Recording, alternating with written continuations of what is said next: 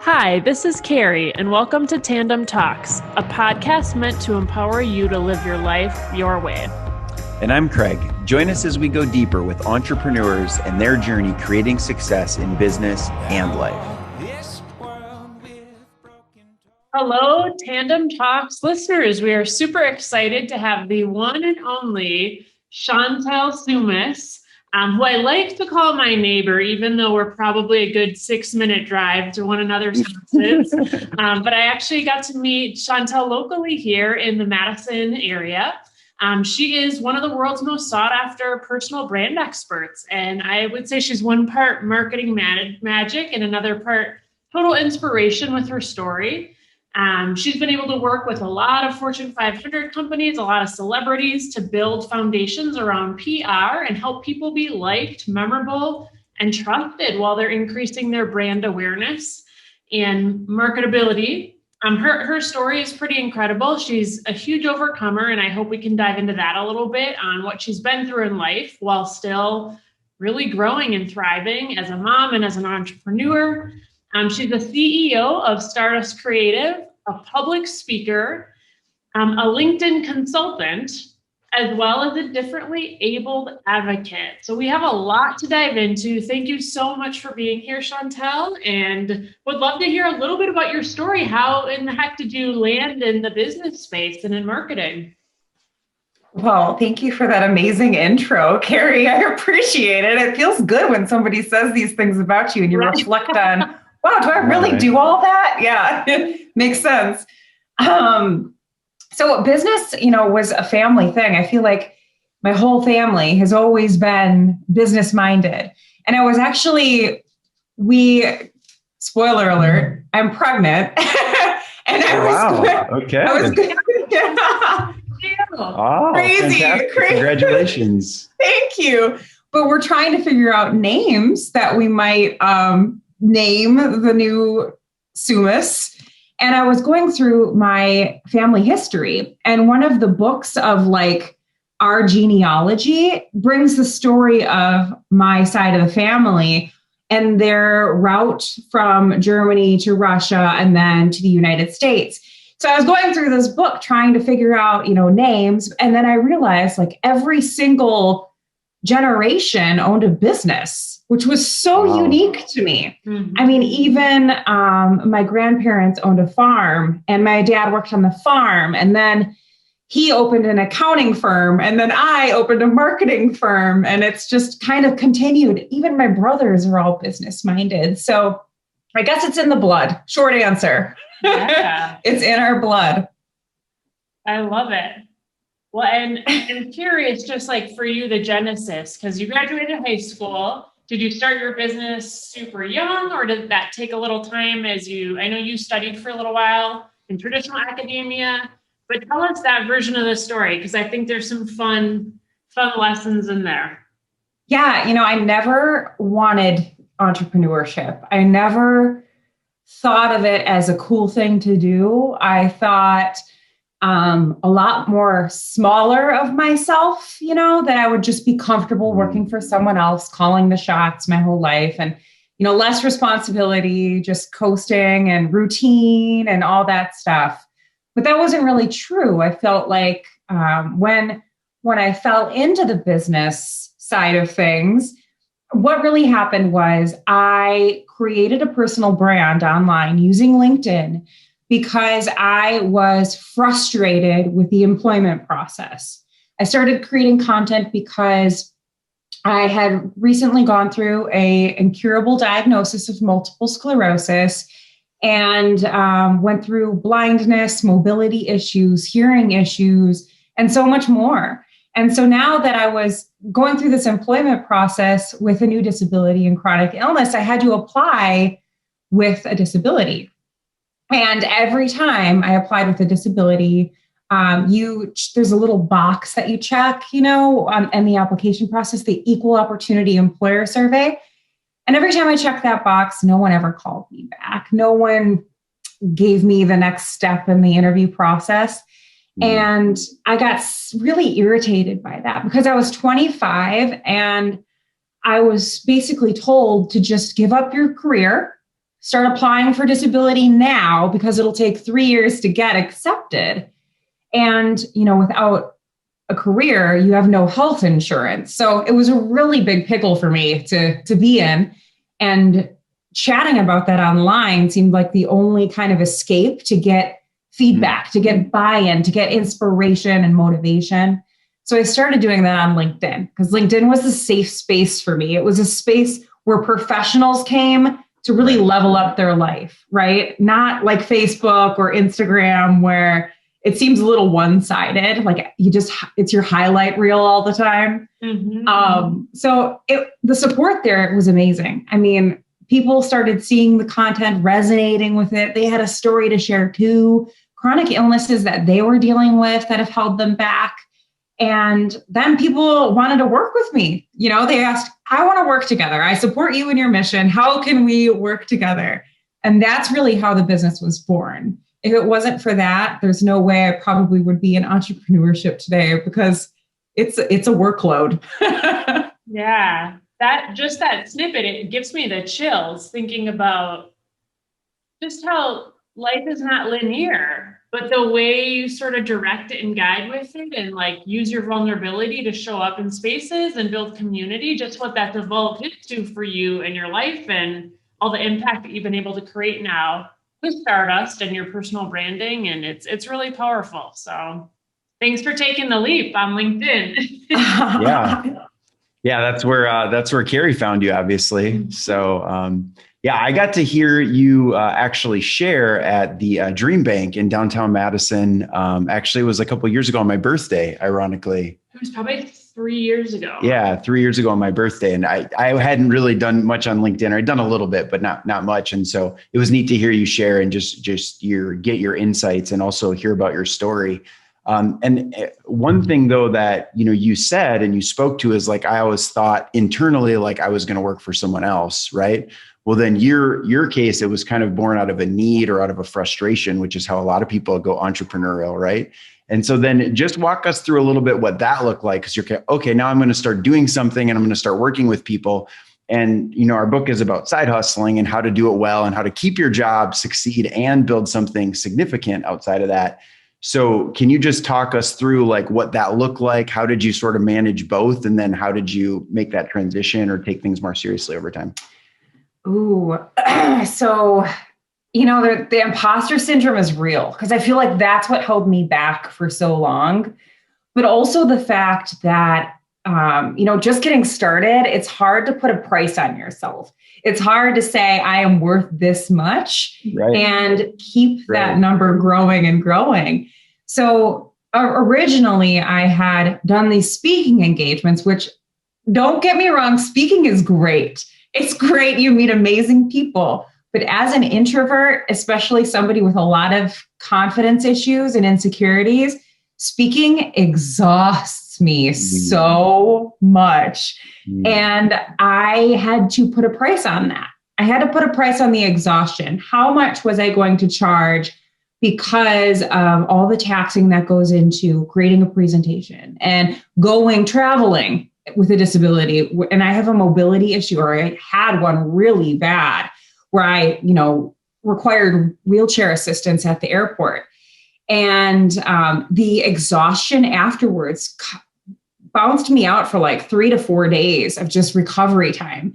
So figuring out your energy management of not just the things that cost you the most energy, but in general, what is it that you do that expels the most energy? What is it that you do that fills your energy, fills your cup? Because those are the things that you really want to hold on to. And understanding that in my journey helped me so much, because then I wasn't freaking out that as a side hustle, I was going to take 3 days off for this one speaking gig to make $1,000, but then I was going to be off another 4 days in recovery. It just didn't make sense.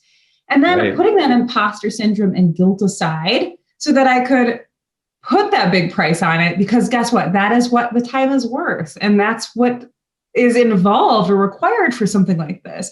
So I know that's just a tiny little sliver of business with the public speaking side of things, but that transition of understanding energy management and squashing that imposter syndrome was a massive part of the growth. And you mentioned as well, I think, the transition, right? So how to move from side hustle to full-blown, ready to take it entrepreneurship. And that was a challenge for me because of security fears, right? Right. So especially with chronic illness issues, healthcare was a big concern of mine, and a career, working for somebody else, that came with it. Thankfully, I got to rely on my amazing husband and support system for that. And it made that fear easier to deal with and cope with.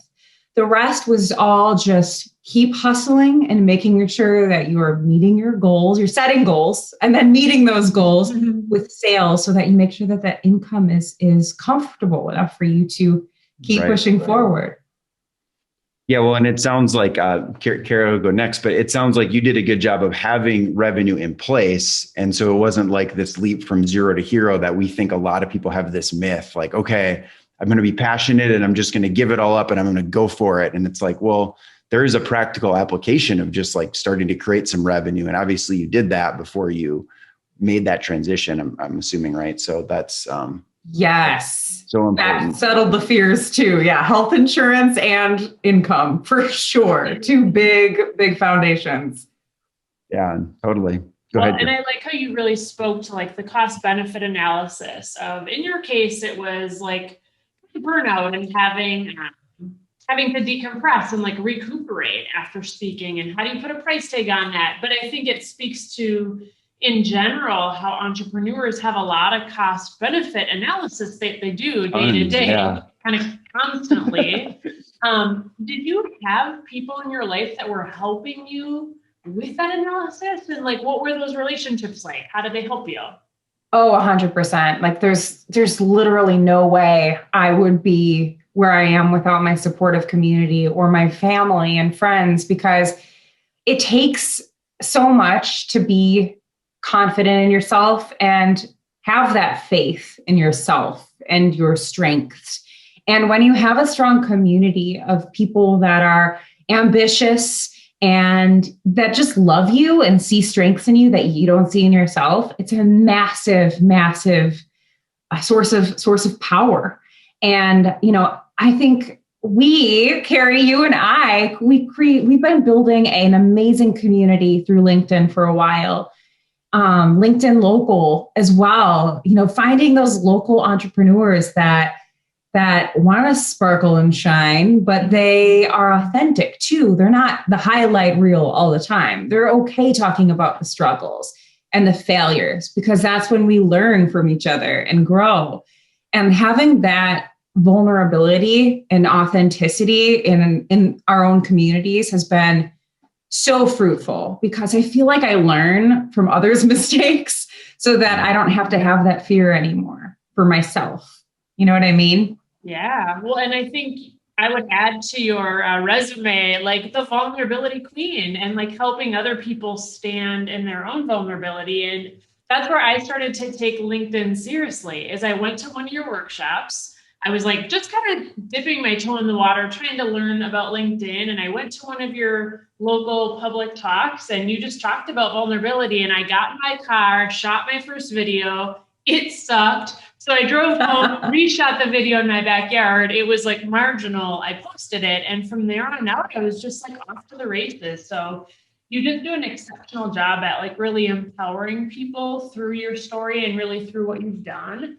And I think, to your point, like find your community, find your village. Entrepreneurship doesn't have to be a solo venture. You might be building your business on your own, but surrounding yourself with those support outlets, I think for us, we can't. Yeah. We can speak for a long time on that, on how we've been able to grow as a function of those relationships. So we could eat up the time on this podcast and every future podcast it's just so silly to think that like, hey, I'm going to speak a foreign language, I'm going to do something and then not associate with people who already do it.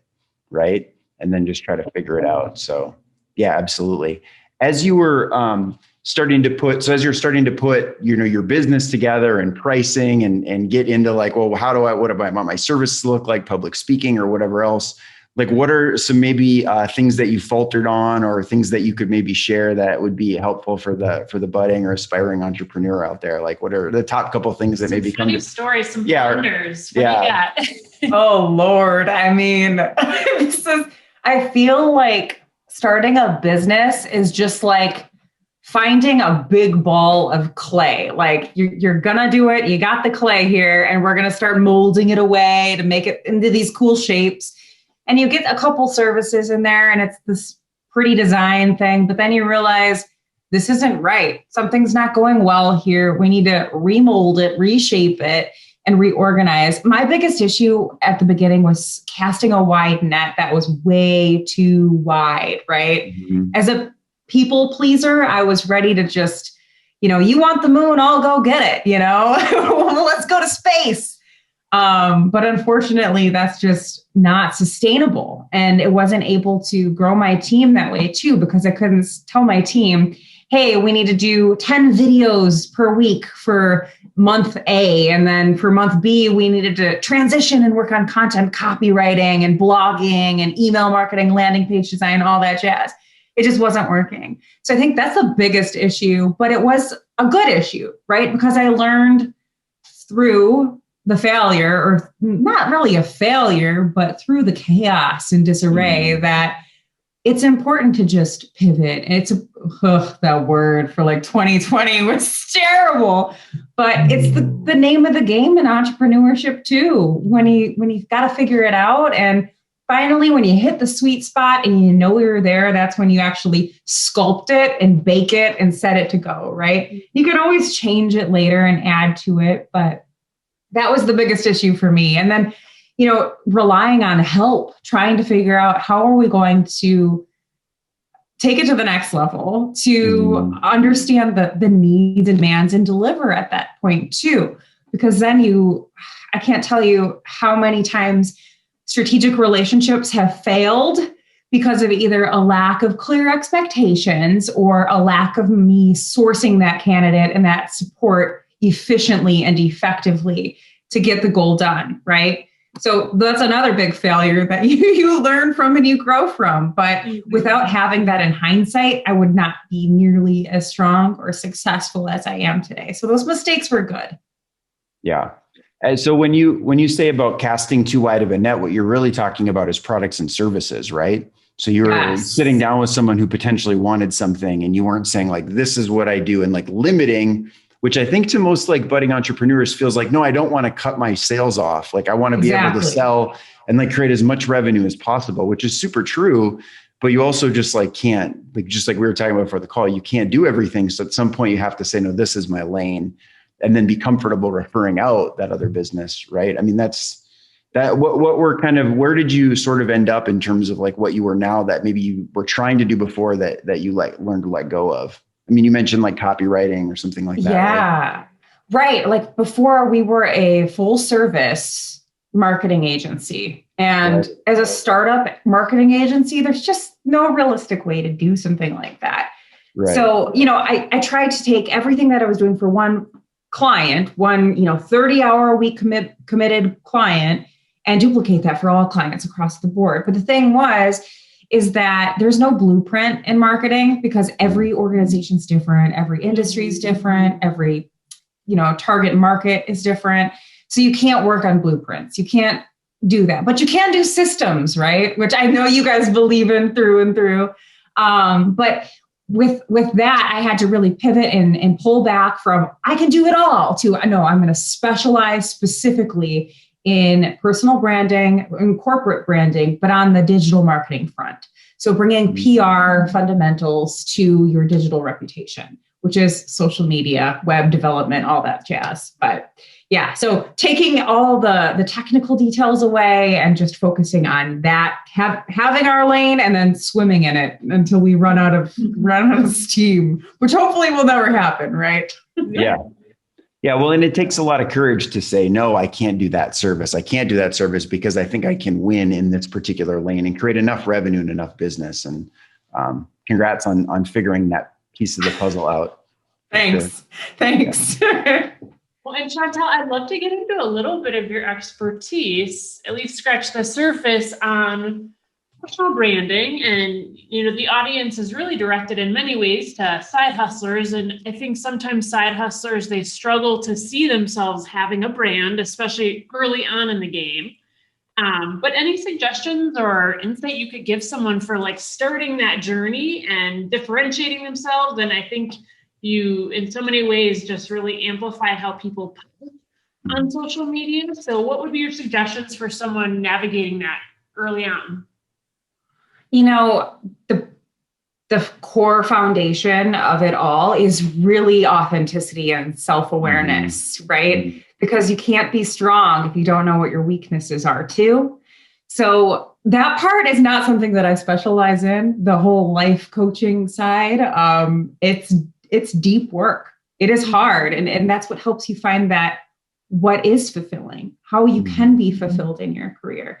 So that's really the prerequisite, right, to building a personal brand. Yeah. And then once you're authentic and you know who you are, you know what you stand for, you know your values, that's going to be your glue to finding your voice and reaching your goals. One of the coolest things that happened to me this year was I got so at Stardust Creative, we're really trying to reverse engineer the entertainment industry. So how the casting world goes about finding talent and fulfilling roles. And that is all personal branding related. So what are the roles that they fill on screen?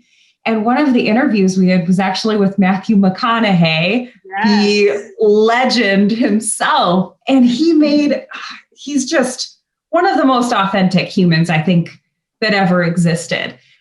You can see this person in advertisements, commercials, on podcasts, all that jazz. And he is the same through and through. So that's authenticity. But what he shared really was the nuts and bolts of personal branding is your values, because you can be distracted by all the shiny things and you can lose your focus so quickly. But if you have those values, those priorities in your life that through and through are your non-negotiables, that's where he says you hit the honey hole, which I think is an ice fishing reference, but I don't know. I'm not not an ice fisher. So the values are critical, right? You need to align yourself with those values and highlight your non-negotiables so that you know what it is in your career that you can't budge on, right? So what are your non-negotiables? Have you had that conversation, those values? What are yours?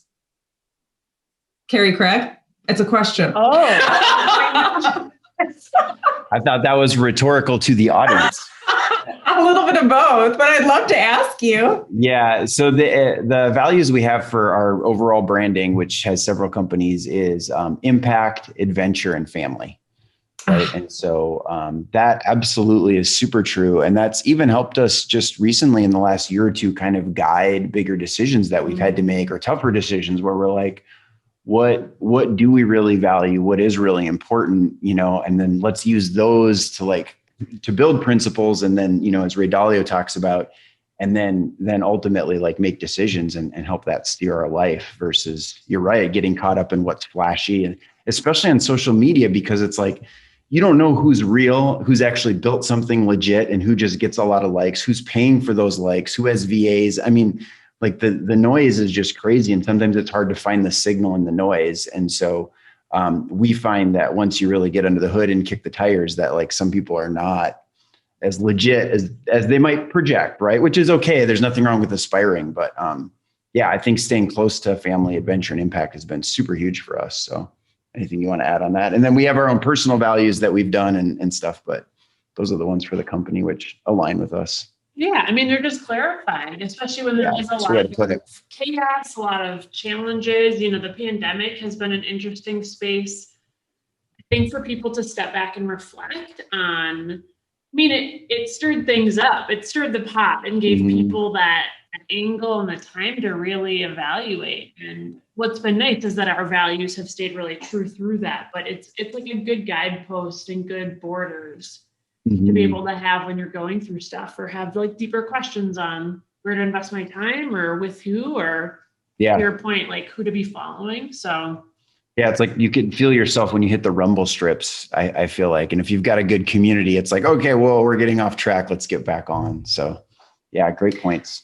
That's beautiful. Well, I can totally see that, knowing your brands and seeing you online and watching and following you.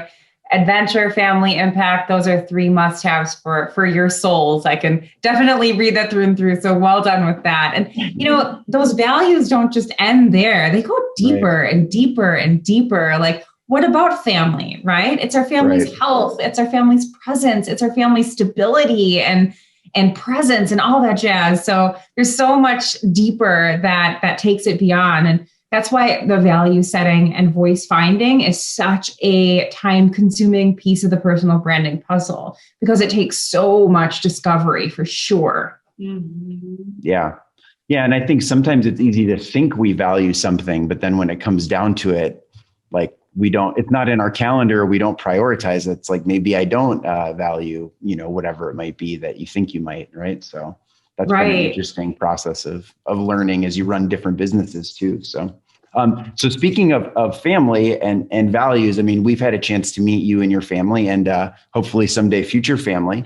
Yeah. And one of the reasons that we wanted to write the book is because we felt like we've been able to create a really blessed life and be able to be home with our kids, and have the live-in nanny, and just a lot of the great stuff and freedom of choice. And I think sometimes people get lost in that journey for entrepreneurship, and then family and some of those bigger values get put to the side, kind of like you're saying. So do you have any tips for folks on maybe how to balance, especially if they still have a job, plus side hustle, plus family, like anything that comes to mind that, you could recommend, or mistakes you've made that you've now changed? Oh, yeah. I mean, calendar blocking. I believe in that for sure. You block off, take your family time like you would your career, right? Because if you're serious about your career, you'll be serious about being present with your family. But also, communications is critical. So with the launch of everything, and, I'll be transparent, I'll be candid. We had a hard time in our marriage because we weren't communicating effectively. And we weren't aware of what each other wanted, right? And how we could come together as a unit to make each other's dreams come true, because we weren't on the same page. But it took us, pulling back, hiring a third party to help us mediate and have these discussions, because we started speaking different languages too. After 10 years of marriage, you start speaking different languages and having different wants and needs and becoming different people too, right? Because that's human nature. We evolve. If you're not evolving, you're not growing, you're not learning, you're nothing. So I really do believe that having a strong support system and really prioritizing, again, those values that you hold near and dear to you, you keep those prioritized and you put in the work, because you should be just as serious about that family time, about, your healthy partnerships, or, your parents, taking care of your parents and being present with them, as well as you would your business and growing your business. Because if you start to let things go a little loose, they unravel quick, right? So I think that's my biggest suggestion, would be to keep a steady, eye on things and put in the work all around, not just on your business. Yeah, I think that's really sound advice. And that's sometimes the struggle is, by nature, a lot of business owners are fanatical. So it's like one track mind, I'm fanatical about my business, but be fanatical about your relationship with a partner or your children or whatever else the values align with. I think that's really beautiful advice. Yeah. And I think there's also somewhat of a misnomer, I think, and maybe you can relate to this or disagree, but there might be a time where it's not perfectly balanced, right? I mean, we've had years where, or months or whatever, especially pre-kids, it was easier to do this, but it was like, we were literally just running and gunning super hard and like head down, but we didn't want to do it to such a crazy degree that then we break relationships or they get messed up. And then I think when you go through that sort of that that really intense part of entrepreneurship, then you can let go and step back and start to have that balance. So I don't know that people should think that everything has to be perfectly balanced all the time, but at the same time, you don't want to you don't want to go way off the rumble strips and end up in the ditch, right? So I think that that's kind of the way we've experienced it. Would you agree with that, or? Oh, totally, 110%. I mean, it's easy to think that it's all perfection from far away, right? When you see somebody having so much success, but they don't see the long nights. They don't see the fact that sometimes you aren't present with your family. Sometimes you're traveling for, a week straight and you're away from your family, and you're counting on your partner to steer the ship and make sure that everything's okay. But that communication is truly critical, not just in your team and growing a business, but really in every area of life. And without, like we said earlier, those mentor communities, those communities of support are critical, so critical, especially when you hit the hard spots. Which are there, no matter what industry you're in. Yeah. Pandemic or no pandemic. So. Yeah, absolutely. Well, we appreciate you jumping in and sharing. I mean, one of the things that we talk about, again, is just like, how do we use the side hustle and entrepreneurship to improve the quality of our life, right? And I think that you've obviously been able to elevate and do that in so many ways. And so we just really want to be the type of people that help get people closer to what matters most in their life, right? And and not go off on that crazy track and then look back 30 years later and be like, oh, what did I just do, or what did I just miss out on? So thank you for not only doing it, but sharing it and being it. And we're really excited to get more time with you in the future and your family. I know we've kind of crossed paths in Upper Michigan. We were going to try to link up and it didn't work or whatever, but and I know your son is close to our daughter's age, so we're gonna have a lot of fun in the future and have a lot of good times and memories. But thanks for being on and thanks for sharing. Any last insights? Like what's new? Like what's hot? What's on your mind? What have you learned lately that just maybe you want to share with an audience on people working to grow their businesses? I think the biggest piece is, somebody asked me earlier today, I was on a live social media thing, and they said, what's the one big thing you're working on this quarter? And I said, literally nothing. I think the big piece is that if the pandemic taught us anything, if chronic illness taught me anything, it's that life is precious and short and sweet and fragile. And if we're not taking the time to pull away and just be present with ourselves and fill our own cup and be happy and joyful and appreciate the many blessings of our life, what's it all worth anyways? So I think setting that reminder and just letting everybody know that, I know the hustle's there and it's great to work hard, but you're only as strong as you feed your soul and you care for yourself. So it's critical to take that moment of pause. So that's what my big quarterly goal is going fishing next week with my 3 older brothers and my little dude and my husband. And so cute. Yeah, we're going to catch some walleye and just chill with nature. And it's going to be awesome. Just connect. I recently read an article on forest bathing. Ooh. It's a very cool concept. Just surrounding yourself in nature and the power emotionally, mentally, spiritually, physically. And I feel like we've been doing a lot of that through the pandemic, especially up at our lake house in the Northwoods. So I hope you enjoy every minute of that. And my mantra in my 20s was very much the work hard, play hard philosophy. And I've in my 30s added self-care hard too. So I love that you talk a lot about that. And we're all about working it and working hard in the direction of your goals, but also please take care of yourself and right. other things that are important to you. So with that, Chantel, where can people find you? We've talked a lot about your presence on LinkedIn, but where else can people find you and access your services and your mindset? Well, I'm on all the socials. So if you type in my name, Google will lead you the right way. Thank you for asking. Oh, well, good. Well, we'll post some things up in the show notes for people to maybe some links for people to access. But again, we really appreciate your candidness for you taking the time to be on. And for the audience, everybody enjoy the grind and take some things you can really implement from what Chantel shared today. And I know it'll help you in your growth and on your journey. So over and out. Take care, everybody. Enjoy the grind. Thanks for listening to today's episode.